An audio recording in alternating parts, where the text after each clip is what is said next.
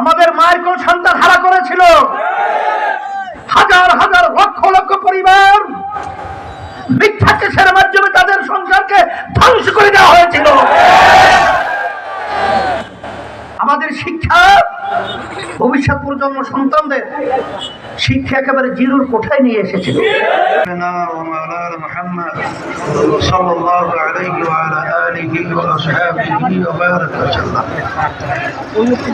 ইসলামী আন্দোলন বাংলাদেশ তার সহযোগী একটা সংগঠন ইসলামী শ্রমিক আন্দোলন পটুয়াখালী জেলা শাখা কর্তৃক আয়োজিত আজকের এই সম্মেলনের সভাপতি, মঞ্চে কেন্দ্র সহ বিভিন্ন পর্যায়ের দায়িত্বশীল আমার সাংবাদিক ভাইয়েরা, প্রশাসনের ভাইয়েরা সহ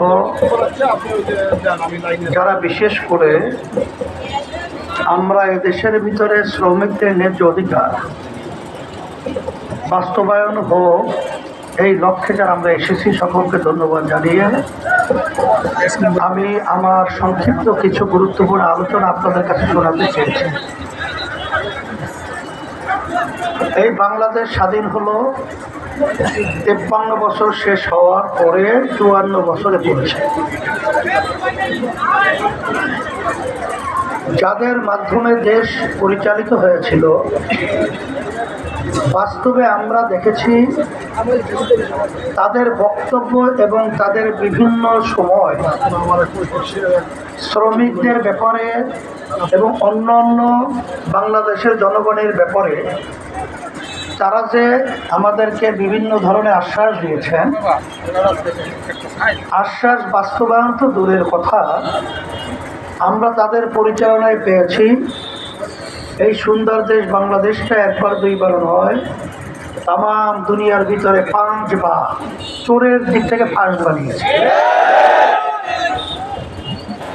এরা বিভিন্ন সময় আমাদেরকে বোকা পেয়ে ধোঁকা দিয়ে সুন্দর সুন্দর বক্তৃতার মাধ্যমে আমাদেরকে ক্ষমতায় যাওয়ার সিঁড়ি হিসেবে ব্যবহার করে ক্ষমতায় যাওয়ার পরে তাদের যে নিজেদের স্বার্থ, দলীয় স্বার্থ, এক কথায় আমরা যেটা বলি নিজের আখের গুছিয়েছে।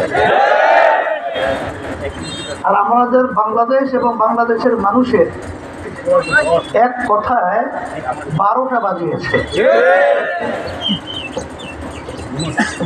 আমি আপনাদের সামনে যে আয়াত শরীফ তেলাওয়াত করেছি, আয়াতের ভিতরে আল্লাহ রাব্বুল আলামিন বলেছেন, পানিও ভাগে স্থলও ভাগে, যত বিপদ আপদ মুসিবত তোমাদের নিজেদের হাতের কামাই। আমি আমার ভাইদেরকে বলবো এবং যারা আমার কথা শুনছেন, বিবেচনার জন্য আমার কথাগুলো আমি রেখে যাই। হাদিসের মধ্যে আসছে, আল্লাহ রাসূল সাল্লাল্লাহু আলাইহি ওয়াসাল্লাম বলেছেন, মুমিন এক গর্তের ভিতরে দ্বিতীয় আর পাছার খায় না। অর্থাৎ মুমিন চালাক চতুর হতে হয়। আজকে বাংলাদেশের ভিতরে স্বাধীনতার পরে 53 বছরে যাদের মাধ্যমে দেশ পরিচালিত হয়েছিল, এরা আবার শ্রমিকদের ব্যাপারে যে সুন্দর সুন্দর আশ্বাস এবং তাদের ব্যাপারে যে ওয়াদা করেছিল, আসলে বাস্তবে যখন আমরা আলোচনা পর্যালোচনা করব, আসলে একটাও বাস্তবায়ন সুন্দরভাবে তারা করতে পারে নাই, করে নাই। এখন নতুন ভাবে তারা আমাদেরকে কি আবার নতুন আশ্বাস দিয়ে আমাদেরকে আবার বাস্তবায়ন করে দেখাবে? আমরা মুমিনকে আবার দ্বিতীয়বার ধোঁকা খেতে পারি? প্রশ্নই আসে না। আমরা প্রেসিডেন্ট আব্দুল হামিদ সাহেব যখন দায়িত্বে ছিল, আমাদেরকে আহ্বান করেছিল, আমরা তাদের সংলাপের জন্য তার পাশেই চেয়ারে আমি বসা ছিলাম। আমাদের এক দায়িত্বশীল বলছিল, প্রেসিডেন্ট সাহেব, আপনার একটা কথা আমরা বিভিন্ন জায়গায় উদ্ধৃতি হিসেবে বলে থাকি। কি কথা? আপনি বলেছিলেন যে বাংলাদেশের ভিতরে প্রতি বছর যে দুর্নীতি হয়, টাকা চুরি হয়, এই চুরি এবং দুর্নীতির টাকা দিয়ে পদ্মার মতো একটা সেতু পদ্মা প্রতি বছর করা যায়। তখন তিনি বলতেছিলেন যে আমি একটা বলিনি, আমি 2টা বলছি, যে 2টা পদ্মার সেতু নির্মাণ করা যায়।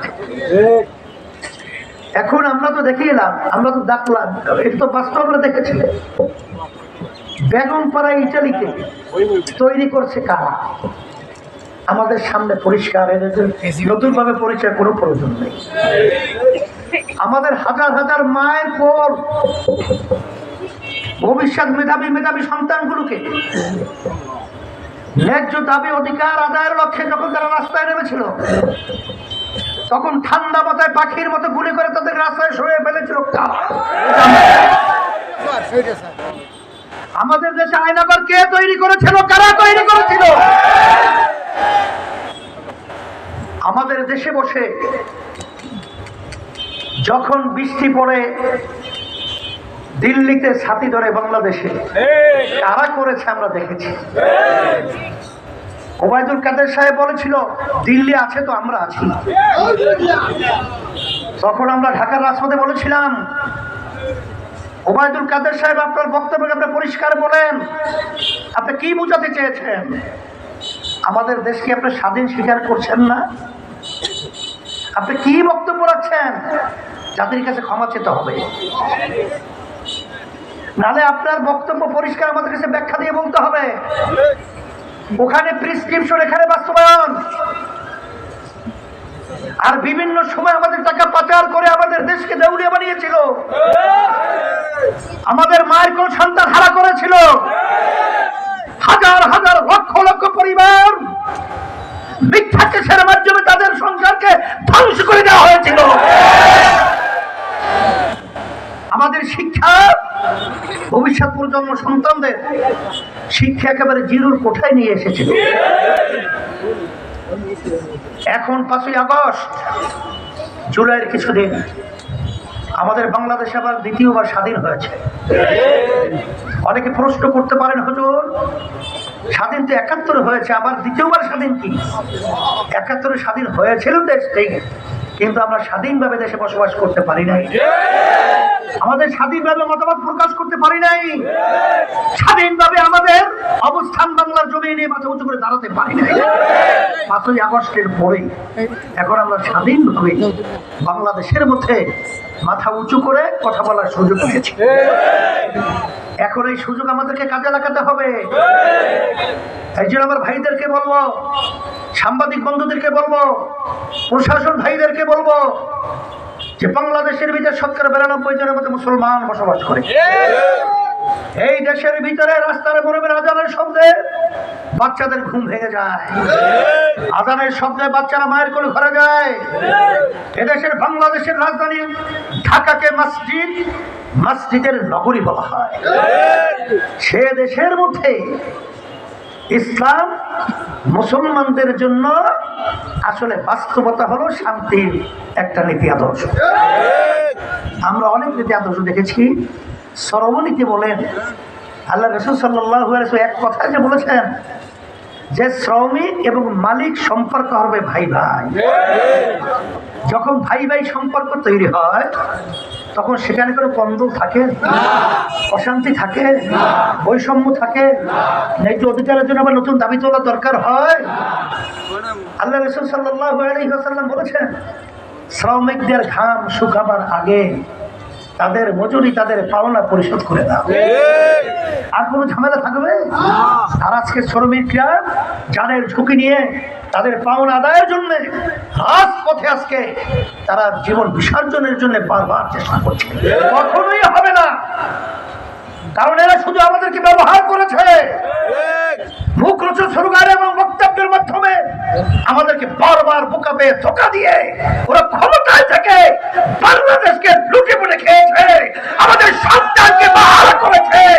এই বাংলাদেশের মধ্যে ওদের পরিবর্তনের জন্য আমাদেরকে মাথা উঁচু করে দাঁড়াতে হবে।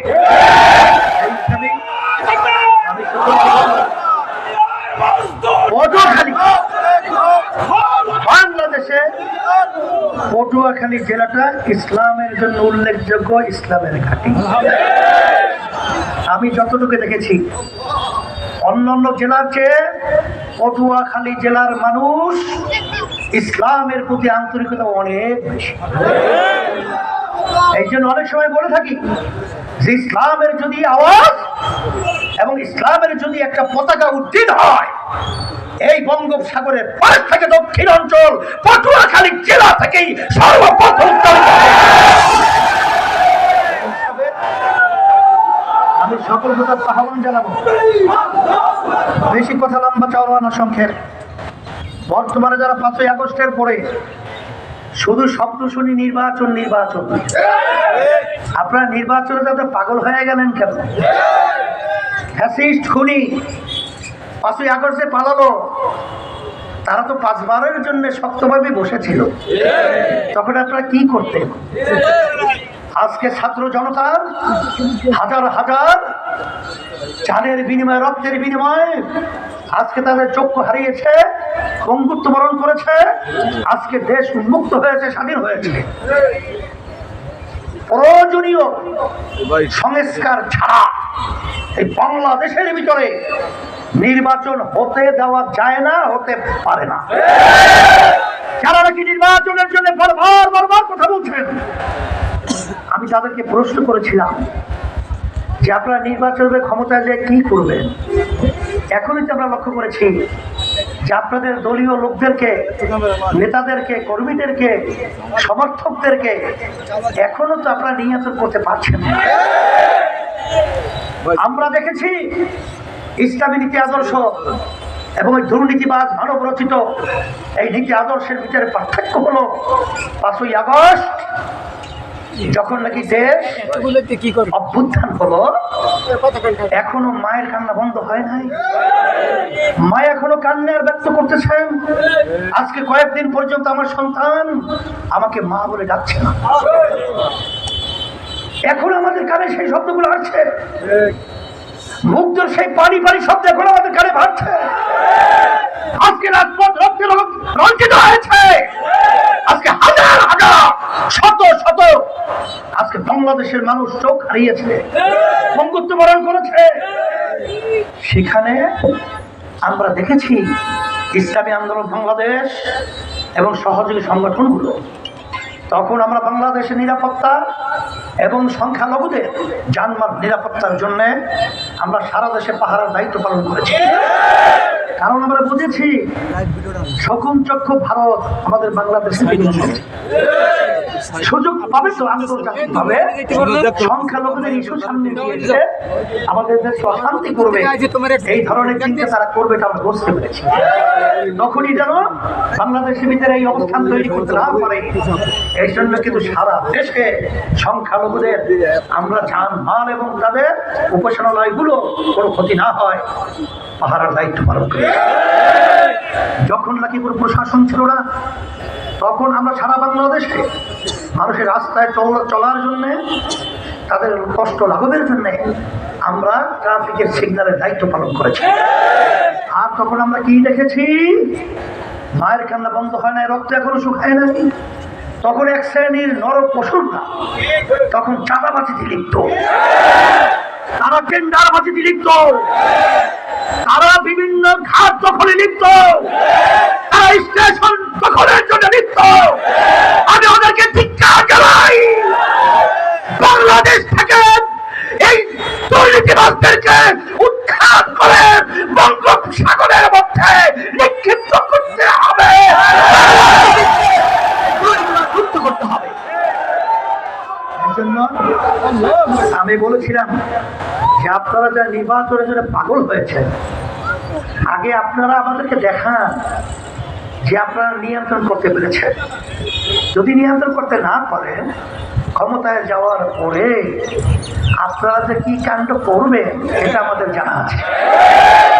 এই জন্য সংস্কার প্রয়োজনীয় আগে, আর যৌক্তিক সময় নির্বাচন পরে, আর সাথে সাথে স্থানীয় নির্বাচন হবে আগে, জাতীয় নির্বাচন হবে পরে। এই হিসাবে আমার ভাইদেরকে বলবো, মাঠ কিন্তু উর্বর। এই উর্বর জমি যদি ফসল ফলাতে না পারেন, এটা আমার জন্য আপনাদের সকলের জন্য দুঃখ। এখানে কিন্তু মাঠ কখনই খালি থাকে না, মাঠ কিন্তু আকাশে জন্মাবে। এখন ফসল ফলাতে হলে যখন মাঠে খেলোয়াড় নামে, এক খেলোয়াড় যদি 100 বেগে মাইল দৌড়ায়, আপনি যদি 50 মাইল বেগে দৌড়ান, 100 মাইলকে ধরা যায়? এখানে পাল্লায় জমিনে নেমেছি আমরা, ওদের সঙ্গে ওদের নীতি আদর্শ, দুর্নীতিবাজদের নীতি আদর্শ এবং মানব রচিত কুকুর নীতি আদর্শ আমরা নিচে রেখে ইসলামী নীতি আদর্শকে আমরা মসনদে বাংলার জমির মধ্যে পৌঁছাবার জন্যে আমাদের সাধ্য শক্তি অনুযায়ী আমরা সকলে যে চেষ্টা করি, আল্লাহর ফজল করে আশা করছি আল্লাহর রহমতের উপর ভরসা করে আল্লাহর রহমতে ওরা আমাদের সামনে টিকতে পারবে না। আপনারা আজকে শ্রমিক সমাবেশ এত সুন্দর করায় আপনাদের সকলকে ধন্যবাদ জানাই এবং আমি দোয়া চাই এবং দোয়া করি আল্লাহ যেন আমাদেরকে এই দুনিয়ার ভিতরে শান্তির ব্যবস্থা করে দেয়, আখিরাতে মুক্তির ব্যবস্থা করে দেয়। রব্বানা আতিনা ফিদ দুনিয়া হাসানাহ ওয়া ফিল আখিরাতি হাসানাহ।